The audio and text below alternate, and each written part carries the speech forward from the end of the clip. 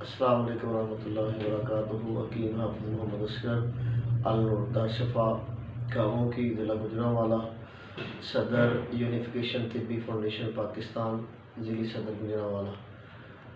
आज मैं मरीज़ों के आँखों के हवाले से बात करता हूँ, जिसको हम उर्दू के अंदर तिब के अंदर अशुभ चश्म कहते हैं। और आम तौर पर ये आँखों के अंदर आजकल जैसे मौसम की मुंजी वगैरह की कटाई वगैरह होती है, तो इसके अंदर से आँखों में एलर्जी शुरू हो जाती है।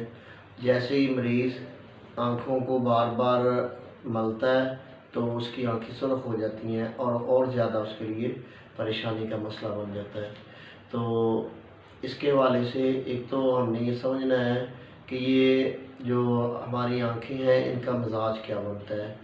ये गुद्दी है यानी सफ़रा वाली हैं, हरारत वाली हैं। आप अगर ऐसे हाथ लगाएंगे आँख के ऊपर तो आपको समझ आ जाएगी कि इनके अंदर हरारत होती है। तो इसलिए इसके लिए एक तो बड़ा आसान सी चीज़ है। सबसे पहले तो आपने ये करना है कि नमक मिर्च तेज़ मसाले वाली चीज़ें 2-3 दिन के लिए मरीज़ को बंद करा देनी है कि वो नमक मिर्च इस्तेमाल ना करे।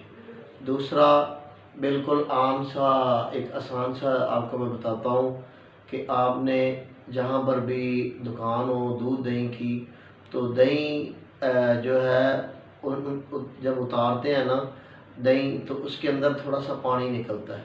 वो पानी आपने ले लेना है और उसको पानी को आपने आँखों पर लगाना है बार बार।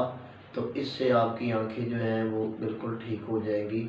और ख़ास करके आपने 2-3 दिन तक नमक मिर्च यानी तेज़ मसाले वाली चीज़ें जिनसे हरारत बढ़ती है वो आपने इस्तेमाल नहीं करनी। आप सिर्फ ये दही का पानी ही लगाने से आपकी आँखों की एलर्जी भी ख़त्म हो जाएगी, सुर्खीपन भी बेहतर हो जाएगा और बिल्कुल आँखें ठीक हो जाएगी। आपका खैर ख्वाह हकीम हाफिज़ मोहम्मद असगर अल-नूर शफा कामों की। अस्सलाम वालेकुम।